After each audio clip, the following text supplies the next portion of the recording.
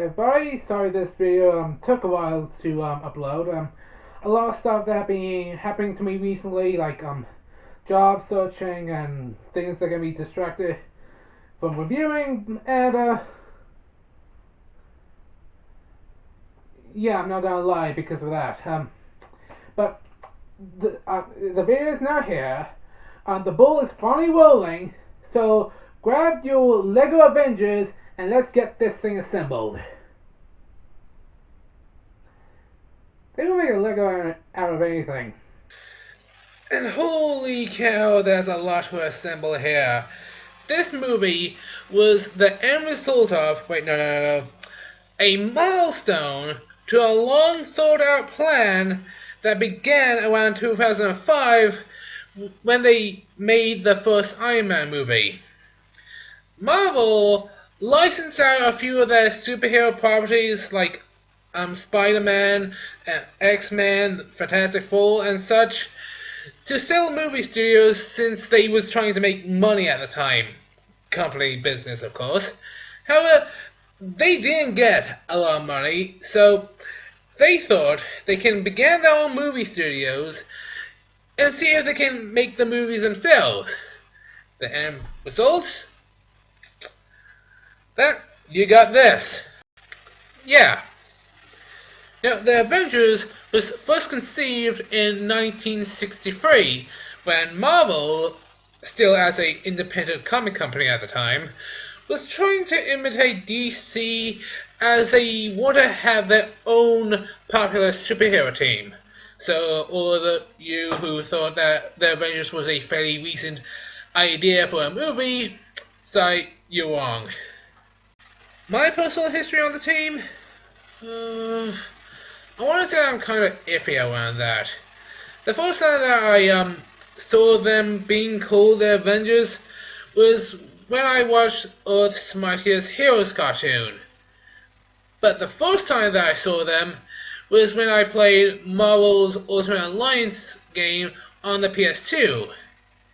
The second time was when I watched the Superhero Squad cartoon. But I still enjoy them, except for Ultimate Alliance since I didn't play past the second level. So I consider myself a good Avengers fan. So let's crack this movie. I am the Beast. Take one letter away and becomes the best. And let's see if the Avengers is everything that they cracked up to be. Warning before we proceed. Remember when I said that this movie was a milestone to a long thought out plan? Well, you see, The Avengers is a sequel. To what? Well, to Iron Man movie 1 and 2, Thor, The Incredible Hulk, Captain America, The First Avenger, and... no, wait, that's about it. So yeah, if you haven't seen any of those movies, or not even a comic book fan, you will probably be lost at the beginning of this movie. But I feel it's still newcomer friendly enough that you can start right here, I think. Just know that it's about a supervillain wants a plot MacGuffin to have an evil scheme evasion, and they gather a superhero team to go and stop him. Holy cow, that's a simplified version of the plot. Let me explain it in more detail. An international protection agency called S.H.I.E.L.D. was examining this artifact called the Cosmic Cube. Oh wait, I'm sorry. It's called the Cosmic Cube in the comics, but in the movies, it's called the Tesseract. Because of a reason. One night, where the Tesseract was setting off these crazy energy emissions, the Norse god of trickery, Loki, suddenly appears. Loki was the big bad in Thor's movie, but he was stopped by Thor. At the end of that, he was sort of exiled from Asgard. But a new supervillain up in space recruited him to get the cube, because they can use the cube to open a portal so a race called the Chitauri can come and invade Earth. The Chidari? You mean those guys that I beaten like 10 dozen times back in Avengers Academy? Anyway, Loki managed to get the cube and managed to get away with it, as well as hypnotizing a few S.H.I.E.L.D. agents to do his bidding.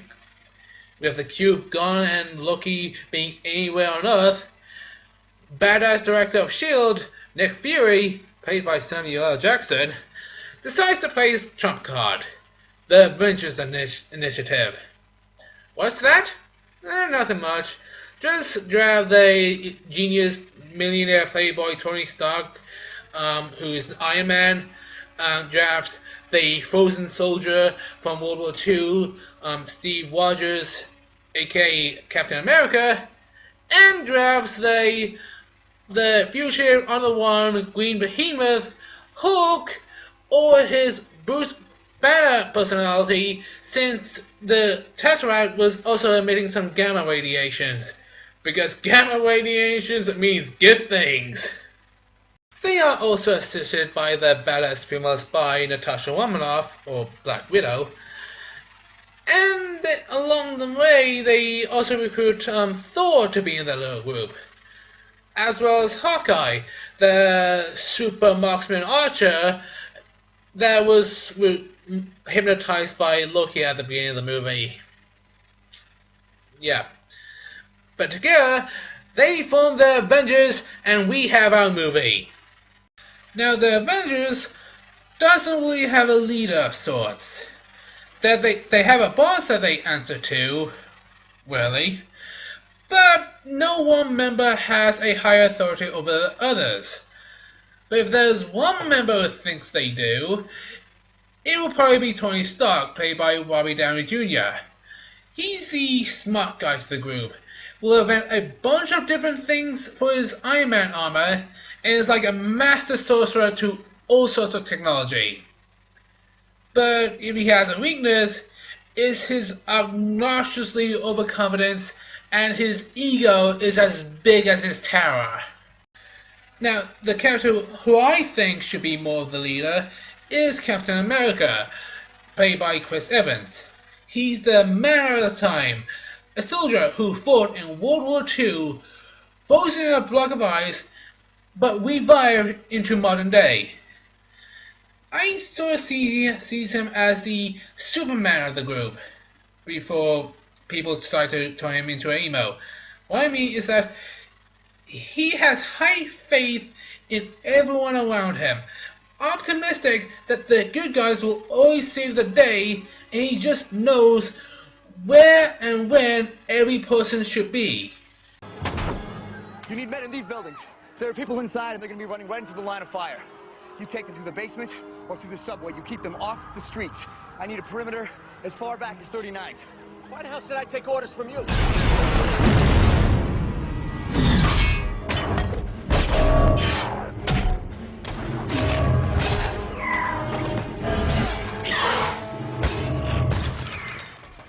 I need men in those buildings. Lead the people down and away from the streets. We're going to set up a perimeter all the way down to 39th Street. The next character on my list is Bruce Banner, the guy who transforms into Hulk. Funny thing, Bruce's actor in this movie is a completely different person than Bruce's actor in the Hulk's movie. Here, he's played by Mark Ruffalo, but I can't find the note that says who his original actor was, but I want to get to his character. Bruce's character is that if he gets angry, he will transform into the Hulk, a big green monster that will mostly kill everybody in his vicinity. Because of that, he will try to avoid most of the limelight. That makes sense since he doesn't want to kill people, but at the same time, it makes him a less memorable character. But not the Hulk though. When he's on screen, he is just a beast. Pun unavoidable. And then there's Thor, played by Chris Hemsworth. I feel like that he's the responsible guy in the group. especially considering that his brother is the big bad of the movie, and his victory in his movie which led Loki to be banished in the first place. So I feel like that he's responsible for some of the mess he's making, and that he feels like he should help clean it all up. I give him props a little of that, but my two big complaints is that he shows up in the movie much later on than the rest of the heroes, and his character is kind of one note. The next person is Nick Fury, played by Samuel L. Jackson. I will admit, I'm not much of a movie fan that I want to be, but when Samuel Jackson is on the screen, I know that his character is some sort of veteran badass that I do not want to disagree with.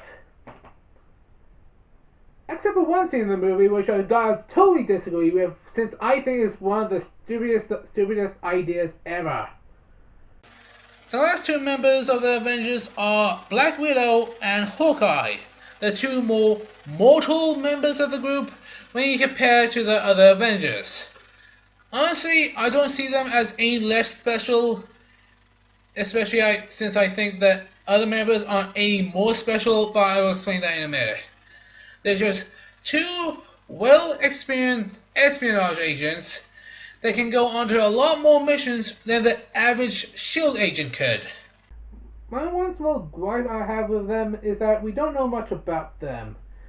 Especially since, one of them was mind control for 70% of the movie. Which could also be a sign for a good movie, since I want to be more invested with the characters. So, bravo movie, maybe. Bravo movie, maybe, indeed. And last but not least is Loki.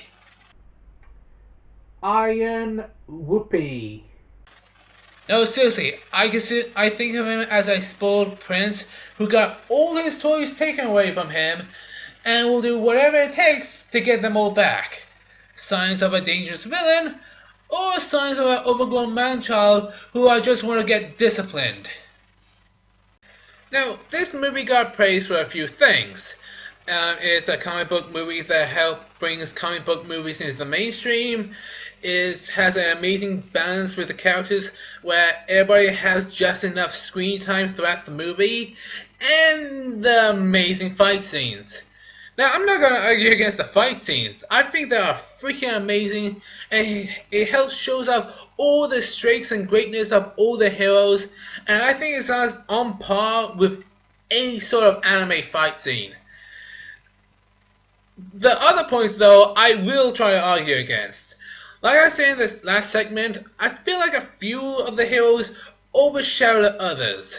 The two I'm thinking of is Tony Stark and Steve Rogers, since they're the ones who try to guide the team towards Loki, while everyone else is just there to help capture him. And calling this movie a comic book movie is kind of funny, since I don't feel like this is a comic book movie. I think it feels like it's a action movie or a spy movie.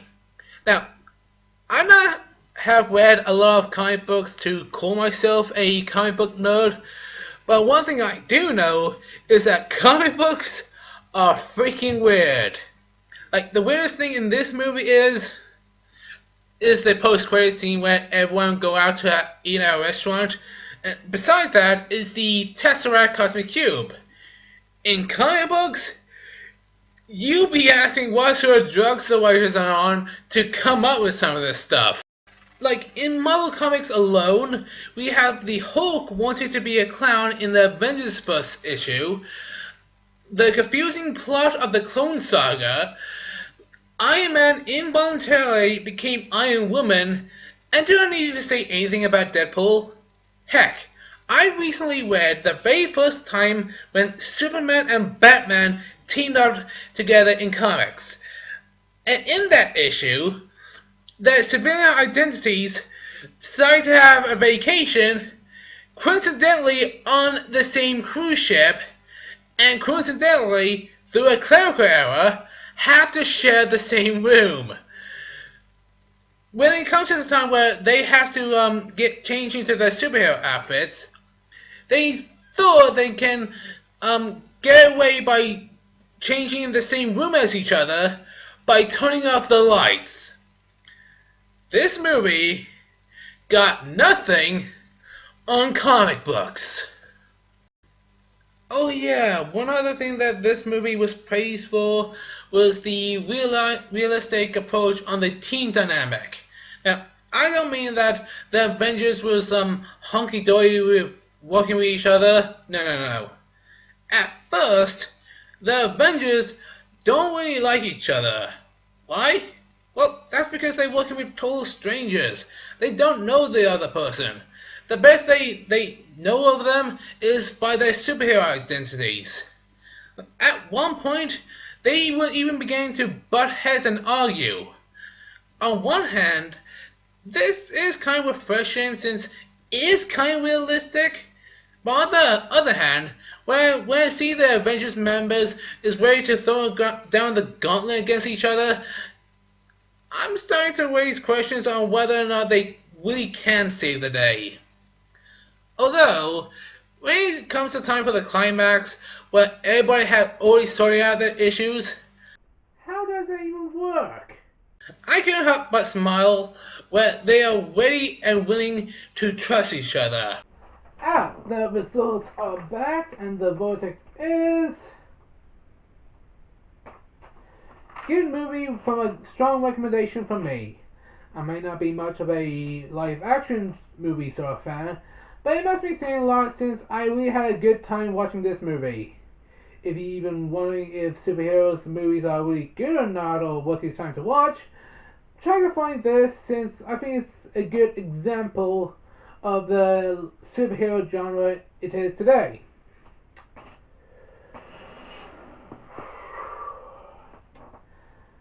Now I just reviewed 2 video games, 2 TV shows, and now 2 movies. Things are suddenly happening to me.